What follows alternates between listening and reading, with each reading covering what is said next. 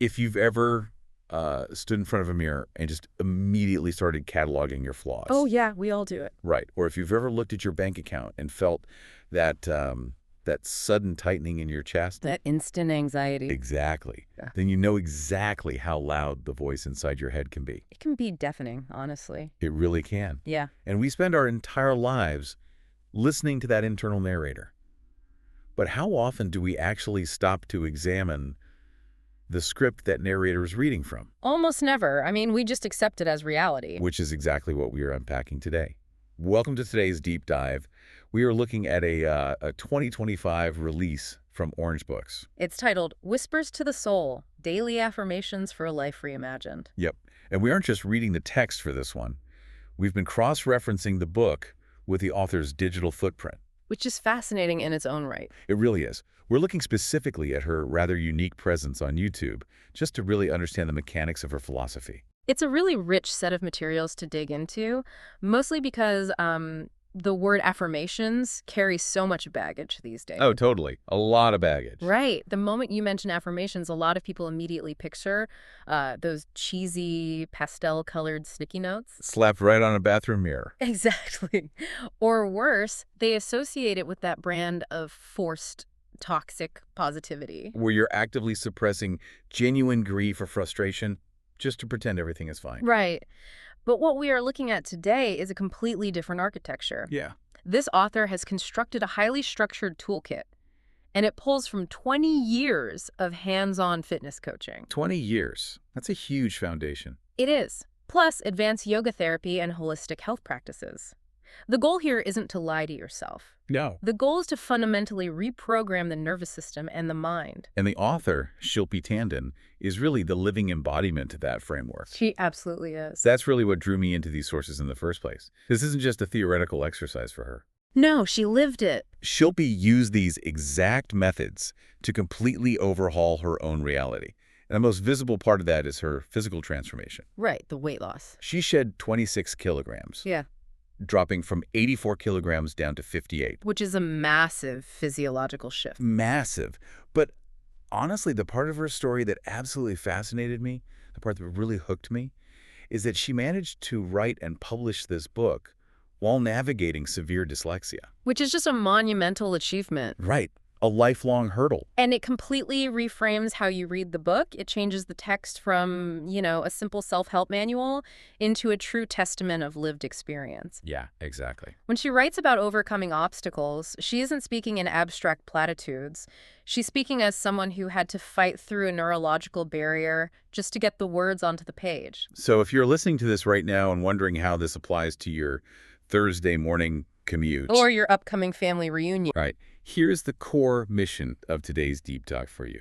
Whether you are actively trying to reset your physical health or trying to untangle a really nuanced, toxic family dynamic. Or if you just want to understand the actual psychological mechanics of manifestation without all the mystical fluff. We are going to extract the core insights from Shilpi's work today. We're going to look at how shifting your internal whispers actually rebuilds your external reality. And application is the only thing that matters here. Absolutely. Having this knowledge in your head is completely useless if it doesn't eventually make its way into your daily habits. Yeah. So as we break down these concepts, the most productive thing you can do is hold them up like a mirror to your own internal dialogue. Let's start by looking at the architect behind all of this. I want to dig into Shilpi's personal transformation. The 84 to 58 kilogram journey. Yes. Dropping 26 kilos is a huge event for the body. But the sources emphasize that she didn't get there through the typical avenues we see promoted online. No, she definitely didn't. There was no plenishing, restrictive diet. No exercising until she passed out. Exactly. So how did she do it? Well, understanding her method is crucial here. Shilpi utilized manifestation, mindfulness, and a framework she refers to as goal perspective clarity. Goal perspective clarity. Let's actually pause and unpack that term. It's a dense one. Because it sounds a bit like corporate jargon at first glance, right? It really does. What does that actually look like in practice for someone who's just trying to get healthy? It's a great question. Essentially, goal perspective clarity means stripping away the societal expectations of what a goal should be. Okay. And finding a highly personal, functional reason for the change. Like finding your own why. Exactly, because most people approach weight loss with a very vague, culturally inherited goal, like, I want to be thin. Or, I want to look good in a swimsuit. Right. And that perspective is fundamentally rooted in a sense of lack or self-rejection. You're starting from a place of hating where you are. Precisely. Shilpi advocates for shifting that perspective entirely, instead of viewing her body as a broken project that needed to be fixed. Or an enemy she needed to starve into submission. She sought clarity on what she wanted her body to do. She reframed her body as an ally. I love that. An ally. The internal dialogue shifted from, I hate how I look, to, I want to nourish this body so it can carry me through a long, vibrant life. In her author's note, she actually mentions struggling with her weight throughout school and college, Yeah, she was very open about that. dealing with being mocked and consistently underestimated by the people around her, which is a very common, very painful experience. It is. But her response to that pain wasn't to punish her body. She actually transformed her entire purpose around it. And she's been doing this for a long time, Yeah, the sources point out that her health journey was featured in Prevention magazine. which is a very significant endorsement in the wellness space. Huge. And on top of that, she has spent 19 years working as a fitness coach, 19 years of walking alongside hundreds of everyday people. helping them rewrite their own fitness stories. That 19-year tenure is really the bedrock of her authority here. Think about what a fitness coach sees over nearly 2 decades. They see everything. They see the entire cycle of diet culture. They see the initial burst of motivation, the extreme restriction, the inevitable burnout, And then the guilt. and the weight regain. Shilpi witnessed firsthand why guilt-based fitness regimens have a near-total failure rate over the long term. It's so true. Guilt just doesn't work. That observation clearly informed her approach to these affirmations. He realized that trying to change the physical body while the mind is still trapped in a cycle of self-hatred is like trying to build a house on quicksand. It's just going to sink. The mind has to lead with compassion, and only then will the body sustainably follow. But here is the aspect of her story that completely caught me off guard. You have this image of an accomplished author, a veteran fitness expert featured in national magazines, Someone who clearly has her life together. right? But the sources reveal that Shilpi has dyslexia, and she writes very openly about it. Yeah, she doesn't hide it at all. She states, reading and writing were a struggle for most of my life. The idea of authoring a book once felt like a far-off dream, even laughable to some, It's a level of vulnerability that you rarely see in the wellness space. especially from published authors. Right. There is a very curated, polished aesthetic that most experts try to maintain. By admitting that she struggles with the very medium she is using to communicate, the written word, she is dismantling that facade. There's a specific quote from the book that I think perfectly captures her ethos. Let's hear it. She writes, "Friends still help me correct my spelling, but I've learned that you don't wait to be perfect to begin. You begin, even if it's messy, because your voice matters." That is just incredibly powerful. Think about the psychological barrier of dyslexia when your goal is to write a book. It's a massive wall. It's not just a minor inconvenience. It is a fundamental friction with the task itself. By publishing this book anyway, and openly admitting that she relies on friends to check her spelling. She completely shatters the illusion of the perfect expert. Exactly. She is providing a live demonstration that limitations are often just stories we tell ourselves about what we are allowed to do. The physical existence of Whispers to the Soul is the ultimate manifestation of her philosophy. She didn't wait for the dyslexia to disappear. Right. She didn't let a perceived limitation silence her. It sets an incredibly empowering tone for everything that follows in the book.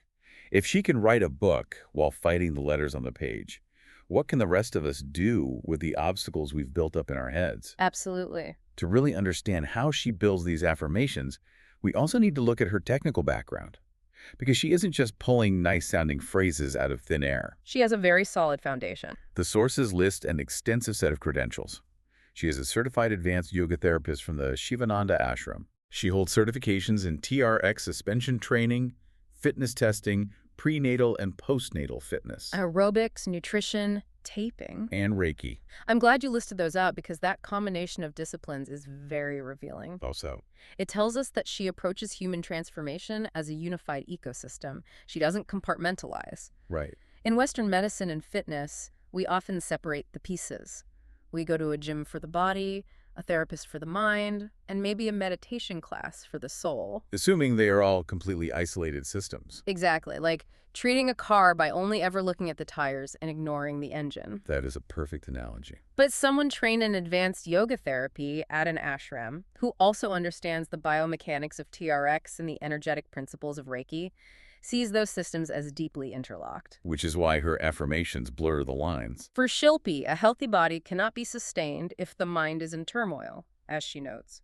True health begins in the mind, blossoms in the body, and lives in the spirit. You can't force the body to blossom if the mind is a hostile environment. Beautifully put. Which brings us to how she actually uses these affirmations to reprogram the physical body. Chapter 3 focuses specifically on manifesting weight loss. And the core message here is a massive paradigm shift. She writes, "Loving my body is not the reward, it is the first step." And this clearly hits a nerve with people. Oh, it really resonated online. We looked at her YouTube shorts, and the videos highlighting this exact concept are some of her most viewed. The numbers are really interesting. One has 1.1K views, another has 2K views, with a caption literally repeating that phrase, "Loving my body is not the reward, it's the first step." We really need to break down mechanics of why that statement is so revolutionary, because it goes against everything we are sold by diet culture. It's the total opposite. We are culturally conditioned to withhold love and respect from ourselves until we hit a target metric. Right. Like once I lose the weight, then I could be happy. Exactly. We are taught that after we lose the 20 pounds, then we earn the right to buy nice clothes or feel confident or love our reflection. And Shilpi is completely inverting that sequence. She argues that we need to operate out of gratitude, not guilt.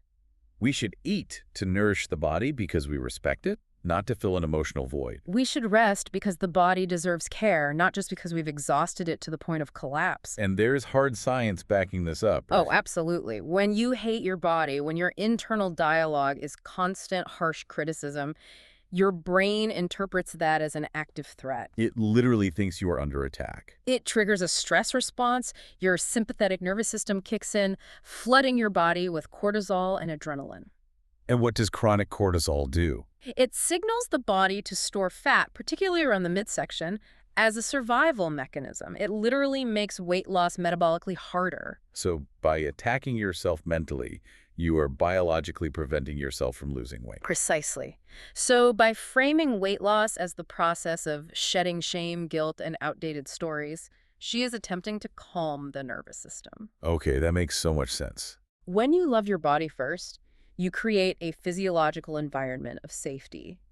The cortisol drops, the parasympathetic nervous system engages, and the body finally feels safe enough to release the stored weight. It transforms weight loss from a war against yourself into an act of reconciliation. That's exactly it. I want to push back a little bit here, though, or rather, I want to explore how far this actually goes. Sure, let's get into it. Because it's one thing to talk about weight management and self-love, but the sources show that her affirmations get highly specific regarding severe health issues. Yes, she goes much deeper than just fitness. She has chapters dedicated to post-treatment recovery for vital organs, the heart, the brain, the liver. She covers recovery from critical illness. And even chronic conditions like diabetes. If I'm playing devil's advocate, a skeptical listener might hear manifesting recovery from diabetes and immediately hear alarm bells. I can totally understand why. It can sound dangerously close to saying you can just positive think your way out of needing medication. I'm so glad you brought that up, because that is the exact trap of the toxic positivity we mentioned at the start, and it's a vital distinction to make. Right. Shilpi is not advocating for the abandonment of medical science. She isn't saying, throw away your insulin and just chant a mantra. Okay, good. So what is she doing? What she is doing is providing a psychological and energetic support system that runs parallel to medical treatment. The specificity of her affirmations, focusing on the liver or the brain, gives the mind a concrete target for its healing energy. For example, there's a specific visualization she suggests in the text. The glowing light one. Yes. If you are dealing with an illness, she suggests imagining your body as a glowing field of light. Or, more tangibly, she advises gently placing your hands over the specific organ that needs healing. Feeling the physical warmth of your hand. Right, and softly whispering, "You are safe. I trust in your body's ability to restore itself." Let's look at the neurology of that exercise. You are safe. The brain's primary evolutionary job is to keep you alive. When you are diagnosed with a critical illness, or when you are enduring harsh treatments, the brain often perceives the body itself as a terrifying, failing entity. You feel betrayed by your own body. Exactly. The patient lives in a state of sheer panic and high alert. The fight or flight response. Right. By physically placing a warm hand over the affected area, which involves the power of touch to release oxytocin and whispering you are safe, you are manually overriding that panic. Wow. You are signaling to the brain that the immediate threat is not attacking from the outside. This allows the body's cellular repair mechanisms to take priority over the fight or flight response. That makes a lot of sense. It's about creating the optimal internal conditions for the medical treatments to actually work. Exactly. You are setting the stage for healing. Looking at chapter 50, which is the chapter on diabetes, her affirmation is, balance flows through me. I live in harmony with my body's rhythm. Notice the phrasing there. Yeah. It's not, I am cured of diabetes or my pancreas is perfect. It's about balance and harmony. Because living with diabetes requires immense daily awareness of your body's rhythms. Monitoring blood sugar, balancing food intake, managing stress. She is acknowledging that responsibility, but shifting the emotional tone of it. It doesn't have to be a daily battle defined by the fear of complications. Every mindful choice, every meal, every insulin dose can be framed as a step toward living in harmony with the body rather than fighting a disease. And what's really interesting is how this internal balance eventually makes its way to the surface. She includes these fascinating chapters on manifesting glowing skin and improving posture. Which might seem superficial at first glance. Right. Initially, I thought, okay, this seems a bit vain compared to healing vital organs. But she ties it all back to the same root concept. She strips the vanity completely out of it. Radiant skin, in her framework, isn't the result of a $50 bottled serum. No. The skin is our largest organ, and it is a highly visible monitor of our internal state. When you are chronically stressed, your capillaries constrict, your digestion suffers, and your skin looks dull or breaks out. So radiant skin is framed as the physical reflection of a softened internal dialogue and a peaceful nervous system. Exactly. It's an inside job. Her take on posture is brilliant, too. She links standing taller to what she calls the height of self-worth. I really love this concept. She shares a personal anecdote about how, as a child, she would physically hunch her shoulders to make herself smaller. To avoid being seen or mocked. Right. But as she began affirming her own worth, she naturally began to stand taller. The height she's talking about isn't measured in inches. It's measured in presence. It is the mind-body connection in its most literal structural form. When you fundamentally believe that you are a burden or that you deserve to be invisible, your skeletal structure accommodates that belief. You cave inward. You literally shrink yourself. But when you believe you have a right to take up space in this world, your spine naturally aligns to support that conviction. You literally elevate yourself. Which brings us to an area where a lot of people suddenly get very uncomfortable with the idea of alignment and manifestation. The money conversation. Yes. We've talked about the physical body, but now I want to shift to the currency of energy. Specifically, how Shilpi approaches manifesting abundance, wealth, and career success. It's a tricky topic for a lot of people. She argues that money is not just cold, hard physical currency. She views it as a reflection of energy, mindset, and flow. This is usually where the friction happens. Many folks who are perfectly happy to recite affirmations for their health or their relationships will suddenly tense up when applying those same spiritual principles to money. Why do you think that is? We carry an immense amount of societal and generational baggage regarding wealth. We associate it with greed or stress or a lack of moral purity. Exactly. We're taught that money is the root of all evil. Or that it's inherently dirty. But the key concept Shilpi introduces here is this. Abundance is not something we acquire. It's something we tune into. Let's analyze the psychology of the millionaire mindset she is promoting. Scarcity and fear actively block financial flow. Okay, break that down for me. If you operate from a deeply held belief that there is never enough money, that the other shoe is always going to drop, you grip tightly to whatever you have. You make decisions based on panic. Exactly. You view every expense as a devastating loss. But if you can welcome money with trust and gratitude, you change your frequency. You stop desperately chasing wealth and start aligning your actions with the creation of value. She has a highly specific affirmation for this that I found incredibly profound. What is it? It's simply, I bless every dollar or rupee I spend and receive. Blessing the money you receive is easy. Of course it is. Blessing the money you spend is the revolutionary part of that affirmation. Think about the physical sensation of paying a large bill. Most people feel a clenching in their stomach. I definitely do. By actively blessing the money as it leaves your hands, you remove the anxiety of the outgoing expense. You are reframing it as energy that you are circulating back into the economy. Trusting that it will eventually return to you in another form. She actually provides a highly practical application for this in the book. And I want to walk through it because I think it's something anyone listening can try today. The coin exercise. Yes. The instructions are to take a coin or a small banknote and place it in the palm of your hand. Okay. You hold it gently, close your eyes and say out loud, "This is energy. I let it move freely. I trust its return." And then the crucial step. Yes, and then you give it away. You use it to buy a stranger a cup of tea, you drop it in a donation box, or you literally just tuck it into a library book for someone else to find. Let's elaborate on why this simple psychological trick works so effectively to break a scarcity mindset. I'd love to know. When you are terrified of running out of money, your primal brain believes that giving any of it away is dangerous to your survival. It feels like a thread.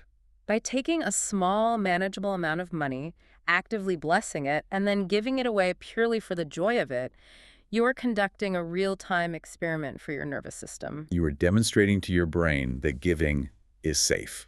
Exactly. You don't die because you gave away $1. You are proving that you can survive the act of generosity. And over time, this trains your nervous system to associate money with flow, joy, and connection. Rather than hoarding and existential dread. It's a powerful way to rewire the brain. But Shilpi also addresses the other side of the financial coin. Which is when you genuinely do not have enough. Right. There is a highly unique chapter, Chapter 46, dedicated specifically to manifesting financial assistance. Which requires an incredible amount of empathy on her part. Asking for help is arguably the hardest thing for an adult to do in our hyper-individualistic society. It really is. The shame associated with needing money can be paralyzing. Completely paralyzing. But Shilpi actively works to dismantle that shame. Her affirmation for this chapter is, "I ask for what I need without shame." She instructs the reader to reach out to an institution, apply for a grant, or ask a person for help. With absolute clarity and confidence. Operating on the belief that asking for support is just another form of receiving abundance. It's a beautiful dismantling of the ego. We are often culturally conditioned to believe that needing financial help is a moral failure. Or proof that we haven't worked hard enough. Shilpi reframes it entirely. You are part of a massive, interconnected web supported by the universe in forms both seen and unseen.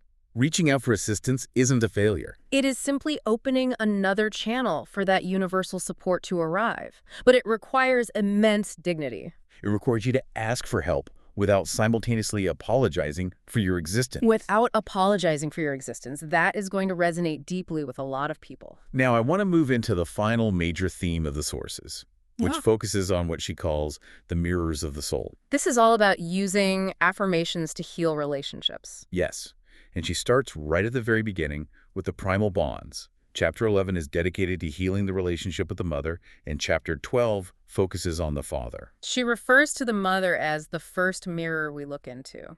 That is a psychologically rich metaphor. Our earliest caregivers literally mirror our emotions back to us. They shape our baseline understanding of what love feels like. How safe the world is. And fundamentally what our own worth is. And family dynamics are so rarely perfect. Shilpi offers a specific, very mature insight here. She encourages the reader to try and see their parents not just through the lens of their history as a parent, But as independent individuals. to see them as people who have their own unresolved stories, their own traumas, and their own unfulfilled hopes. In psychology, that is essentially the process of differentiation. Right, yes, exactly. When we are children, we view our parents almost as omnipotent figures, Who exist solely to serve our needs. or conversely, to cause our pain. Right. Recognizing your parents as flawed, separate human beings, people who were perhaps doing the best they could with the broken tools they were handed by their own parents, is a massive milestone in adult emotional maturity. There is a quote from the chapter on the mother that I really want to highlight, because I think it offers a way out for people who feel stuck in resentment. Go ahead. Shilpi writes, "I hold the parts of my mother that made me and the parts I chose to grow beyond with equal grace. Just let the weight of that sentence sink in for a moment. The parts I chose to grow beyond with equal grace. It's beautiful. What she is outlining here is a pathway to emotional liberation that does not require the parent to magically change. Or apologize. Or even understand you.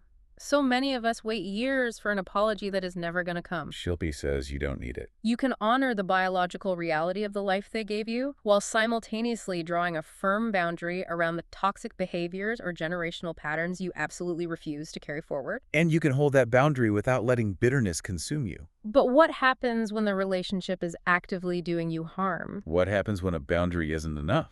Chapter 58 deals directly with this. It's about letting go of toxic relationships entirely. The affirmation she provides is, I release what dims my light and make room for peace.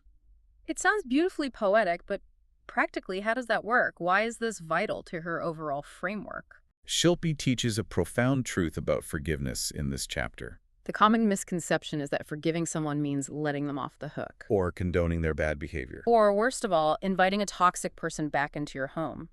She clarifies that forgiveness isn't for the other person at all. Forgiveness is an act of deep, radical self-care. Because holding on to the anger is physically exhausting. Think about how your body feels when you ruminate on someone who wronged you. Your jaw clenches. Your heart rate elevates. Your stomach ties in knots. You are actively recreating the trauma in your own physical body. By holding on to the resentment, you are allowing that toxic person to continue hurting your body long after the actual event is over. Forgiveness is simply the decision to stop drinking poison and expecting the other person to die. It frees you from the burden of carrying past pain. When you let go, you are reclaiming your own metabolic and emotional energy. I choose peace over pain. It is such a simple phrase, but executing it is the work of a lifetime. It really is. And I really appreciate that Shilpi doesn't paint all relationships with a broad brush. She is incredibly realistic about the nuances of family. It isn't a binary choice of either cut them out completely or be best friends. Right. For instance, she has highly specific affirmations for navigating the tricky waters of mothers-in-law and fathers-in-law. This is where her pragmatism truly shines. In-law dynamics are notoriously complex because you are trying to merge two completely different family cultures. Often with competing expectations. And she openly acknowledges that not every connection is destined to become incredibly close. And more importantly, that you don't need to force it. In the section regarding the father-in-law, she writes, "It's okay if our bond is quiet as long as it is real." The goal isn't to manufacture a deep, cinematic, emotional intimacy if it simply isn't natural to the personalities involved. The goal is to replace the desire for control with a sense of curiosity. And to replace blame with compassion. Imagine sitting at a holiday dinner and your in-law makes that one specific passive-aggressive comment they always make. We've all been there. The instinct is to either attack or withdraw, which spikes the tension for everyone. Shilpi's framework asks you to do something radically different, to observe it with curiosity. It's about achieving pragmatic peace. You don't have to agree on politics. You don't have to share the same values. You don't have to be perfect, and you don't require them to be perfect either. But if you can meet them with soft edges and an open heart, honoring your own boundaries with grace, you create an environment where a silent, mutual respect can exist. Respect flows both ways when given with sincerity. It's a grounded, mature approach to the reality of human connection. It really ties everything together. We have covered an immense amount of ground today. We've explored how Shilpi Tandon shed 26 kilograms by shifting her perspective. We've talked about the incredible vulnerability of authoring a book while managing dyslexia. We've walked through reprogramming the body to support physical health, rewiring the brain to accept financial abundance, and softening the heart to navigate difficult family dynamics. It is a vast curriculum, but the synthesis of all these sources is remarkably clear. The overarching thesis of Whispers to the Soul is that true transformation is exclusively an inside job. It genuinely does not matter what the external goal is, whether you want to lose weight, write a novel, stabilize your bank account, or survive Thanksgiving dinner with your in-laws. The external shift cannot happen until the internal dialogue changes. The transformation begins the exact moment you change the script you are whispering to yourself in the dark. Your outer world is just a reflection of your inner whispers. Before we wrap up today, I want to leave you with one final provocative thought to mull over. And this comes directly from our analysis of Shilpi's digital footprint. This was perhaps the most fascinating data point we uncovered during our research. It really was. At the time of this deep dive, Shilpi Tandon's YouTube channel has exactly 46 subscribers. Just 46. By modern internet metrics, that is virtually invisible. Yet her videos, like the YouTube short on visualizing weight loss that garnered over 2,000 views, are reaching people globally. The sources show readers from all over the world sending her pictures of her book. It proves a profound, undeniable point about the mechanics of manifestation and genuine impact. We live in a society that is completely obsessed with metrics. We equate value with follower counts, virality, and having the loudest, most polished platform possible. But Shilpi's digital footprint is hard evidence that you do not need a massive megaphone to create change. You don't even need perfect spelling to send a shockwave of healing out into the universe. Authenticity, vulnerability, and pure intention carry their own energetic weight. They find the people who need to hear the message. Exactly. You don't need an audience of millions to validate your truth. So if a single thought can fundamentally change the trajectory of your physical and emotional life, as Shilpi has proven. And if a quiet, authentic voice can reach across the globe. The question you have to ask yourself is this: what is the unconscious script you've been repeating to yourself today? And what reality is it quietly building around you right now? That is the ultimate question to carry with you from this deep dive. Observe your whispers. Thank you for spending this time with us today and for being willing to look into that mirror wherever you are right now, whether you are finishing your commute or just sitting in your living room. Take a deep breath. Hold a little space of grace for yourself and step back out into the world. We will see you on the next one.